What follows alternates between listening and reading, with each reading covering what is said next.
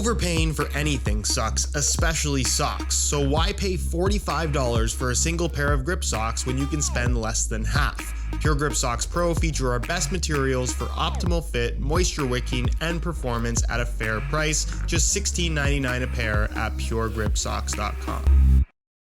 The last time I reviewed a pair of Asics football boots on the channel was over 6 years ago now, and that's not due to a lack of interest on my part, it's mainly due to a lack of availability. Out of sight, out of mind, Asics, due to poor sales, pulled their football boots out of Europe, pulled them out of North America, and are pretty much exclusively available in Asian markets as of right now, which obviously don't get a lot of exposure around here. With that said, I recently got the opportunity to try not necessarily the latest from Asics football, but something fairly recent, and I have to say, I've been pretty impressed with them. Ladies and gentlemen, the Asics Ultrezza, specifically the AI variation, which is why you see the Iniesta signature logo here on the heel, a football boot that isn't exactly a current model in that these originally came out in 2019, and according to Asics at least, are the result of the partnership between themselves and Iniesta when he left for Japan, not just leaving Barca, but also leaving his Nike contract and of course signing with Asics. There's actually already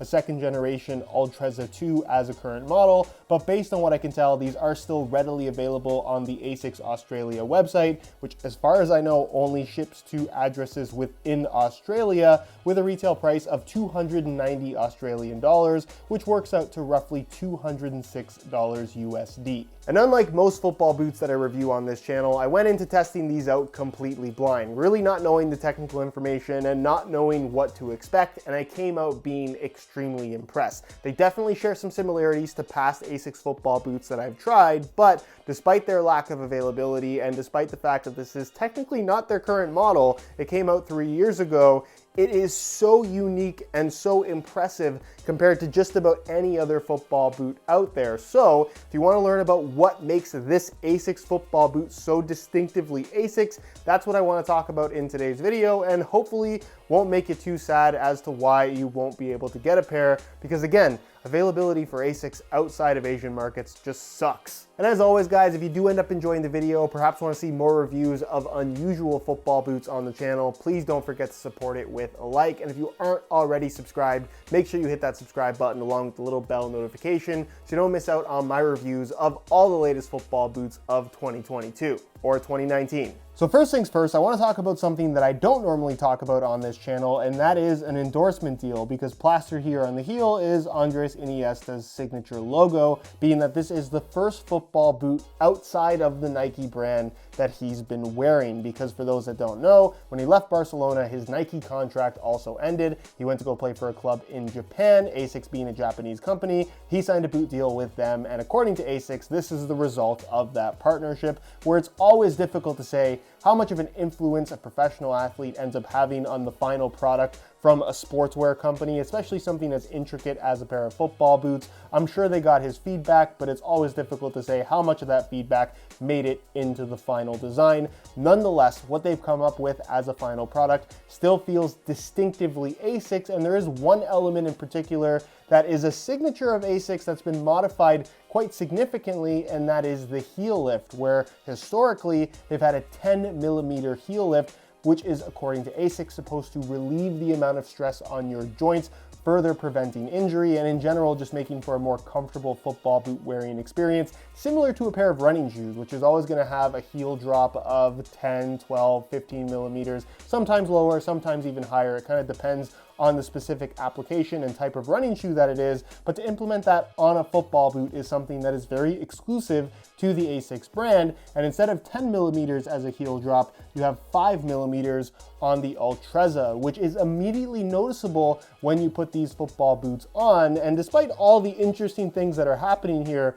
I think for me, the most unique element of this football boot that makes it stand out in a positive way is the feel of this sole plate. So, similar to their running shoes where your heel will typically sit higher than your forefoot, they've implemented a 5mm heel lift, where you can see in orange is filled in with a fused gel foam midsole material, which doesn't make this spongy. That foam is simply there to elevate your heel ever so slightly. And like I mentioned, compared to past Asics models, and I'm sure some of their other ones that are still readily available, it's been reduced from 5 millimeters from 10 millimeters. So in terms of how noticeable the heel lift is, it's definitely noticeable the second that you put your foot inside of the football boots. But compared to other Asics football boots that I've tried with the 10 millimeter heel lift, it is less drastic, less extreme, and I would say easier to get used to. Not that the 10 millimeter one necessarily feels bad. I like kind of the fact that it does put you a little bit on your toes, and as to whether or not it legitimately reduces stress on your joints, that's really difficult for me to say. I can say, however, that the heel lift feels quite good, and the sole plate construction in general is incredibly solid without feeling overly stiff. It's got great flexibility through the forefoot. I love how this is able to twist and turn. You can see it says torque truss on the bottom here, and there's kind of like a diagonal stiffener beam, which actually reminds me a lot of the sole plate that's currently found on the Mizuno Rebula Cup, one of the more underrated sole plates on the market. I think this has a similar feel to it in terms of how it flexes and moves very naturally, but you'll also notice along the side how this comes up a little bit and how wide it is through the midfoot, because unlike pretty much every other football boot out there right now, there is legitimately some built-in arch support to the base of this football boot, which again, unlike just about anything else out there, it has the most running shoe-like feel underfoot without being mushy in any way at all. It has the support of a running shoe with the feel of a football boot, which I think is an amazing combination. As for the stud pattern, it's relatively standard in terms of its layout. You obviously have something kind of unique happening here with these two triangular support studs kind of in the middle of the forefoot, but you can see 4 bladed studs under the heel and then 4 conical studs on either side of the forefoot. Also a rivet at the tip of the toe, something for the sake of overall durability, something that Japanese brands in general never seem to take for granted. These feel extremely well made for the record, and for the $200 retail price, that's actually really, really impressive. Nonetheless, the stud pattern itself, I believe, is FG, but it definitely trends towards hard ground, which makes sense given that these are currently available exclusively in Asian markets, where hard ground stud patterns tend to be more prevalent, given that the ground tends to be harder in those parts of the world. Nonetheless, the traction is about what you would expect. I love the conical studs in terms of how it gives you that freedom to twist and pivot, and you can see they're fairly large in terms of surface area, so they don't necessarily provide that same bite that a slightly slimmer or even a bladed stud might provide, but as far as overall traction is concerned, I really had no issues with them in general. And because this sole plate moves so nicely with the bottom of your foot, you always feel like you have as many studs underneath your feet as you need for optimal traction. As for the upper, they really haven't done anything too fancy. It's pretty straightforward as far as materials go, but ultimately it fits and feels really nice and offers a premium touch on the ball. You can see here in the forefoot, you're going to find kangaroo leather with this really unique kind of X stitching pattern that I quite like the look of. And in general, the leather at the front, it's really thin. It feels super soft out of the box. It feels even better as you wear them in. Touch on the ball, as you'd expect, is phenomenal. And it's relatively slick as far as the finish is concerned, which makes it fairly traditional in terms of overall feel. The transition point basically from the forefoot back is into this kind of fused knitted material that looks like knit and has kind of flexibility like knit, but ends up being pretty structured because you have this polyurethane top layer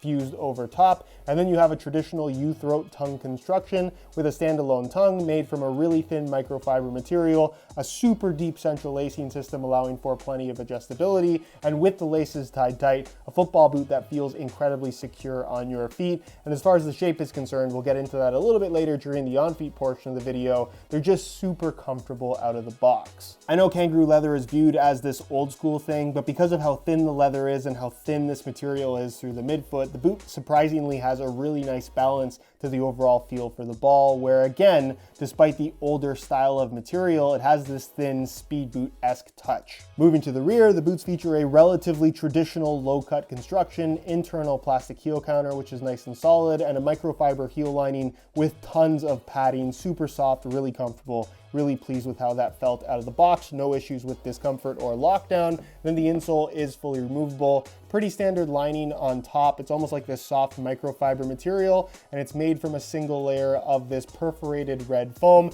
And for those wondering about the midsole aspect that you'll read in the tech specs, you can see it has a pretty standard looking footboard underneath where it's rock solid anyways. So there's no actual foam cushion that you can feel underneath your foot other than what's coming from the insole itself. Which brings us to perhaps the biggest knock against the Ultrezza, and that is how much they weigh. I think that's the one thing that was most surprising about it, is that based on how it looks, having this really sleek and slim speed boot silhouette, I just thought they would be lighter than they ended up being, but they're not super light, which you guys are about to see on the scale. In a size 9.5 US, the Ultrezza weighs in at 9.4 ounces, the equivalent of 267 grams. And please keep in mind that there are some little bits of dirt in this very textured sole plate that I was not able to clean out all that well. So you can probably shave 5 to 10 grams off the weight that I just showed you, but it still falls into the 9-ounce weight range, which is on the upper end of things as far as high-end football boots go, and really kind of on the heavy side as far as speed boots go, if you want to classify this as a speed boot. Nonetheless, what I will mention is the fact that because of how well these fit, how structured and I guess responsive they feel on your feet, as well as how comfortable they are, you really do not notice the extra 2 ounces of weight or so compared to some of the more popular speed boots out there. And for me, I'll take the extra comfort along with a little bit of extra weight over having a lighter overall package. These feel incredibly solid, incredibly comfortable, even though they're not the lightest thing in the world. On feet, it is immediately noticeable that these boots feel distinctively different from anything else, mainly in regards to the underfoot feel because of that sole plate. Your heel is lifted 5 millimeters, which I think any type of heel lift is something that a lot of people might have this expectation that they're gonna put you on your tippy toes or something like that. It's noticeable that your heel sits a little bit higher than any other football boot, but it's not to an extreme where they're uncomfortable or it takes any kind of getting used to. I would just say that it feels very athletic underfoot. It feels like your feet are in a good position to run and also very well supported, especially through the midfoot. Being somebody that has slightly flatter feet, I was a little bit worried about the stiffness of the material through the midfoot, being that it is kind of plasticky with that fuse overlay that they have, but for whatever reason, these were remarkably comfortable out of the box and I had no issues with foot cramping or discomfort or anything like that. They just feel really good. Again, as to whether or not that heel lift results in an easier running experience or true injury prevention, I guess that's a matter of opinion, but in my opinion, these feel really, really good. The leather in the forefoot is super soft. It is kind of unusual in that the sides of the boots don't come up very high, which leaves a very large central portion where you can see the width of the entire tongue. That's just how they're designed to fit and look, which again, isn't necessarily a bad thing. With the laces tied tight, the boots are super secure. Lockdown is phenomenal. I personally wish the material through the midfoot was that little bit softer and slightly more pliable, but as it is right now, it's not uncomfortable. The touch on the ball is great, and it does feel very locked down and secure, giving you that super responsive sensation. These are as responsive as just about anything out there, which I think is super impressive. As far as width is concerned, they have a decent amount of width to them, very round through the toe box and forefoot area without having too much volume. I think they struck a nice balance there to where these are going to fit most people very comfortably. And as far as sizing is concerned, I'm wearing these in my usual size 9.5 US, and the fit and the length is perfect. So if you do manage to come across a pair, I would strongly recommend going true to size in order to achieve the best possible fit. So in conclusion, I was already pretty sad that Asics doesn't offer their football boots outside of Asian markets, and now having tried one of their more recent models, I am even more sad that Asics does not offer their football boots outside of Asian markets. Simply put, the Ultrezza is nothing short of excellent, incredibly unique in terms of the tech on offer. The feel of this sole plate, the structure and support from this sole plate is unlike any other football boot that is currently out there. The build quality is incredibly solid, and again,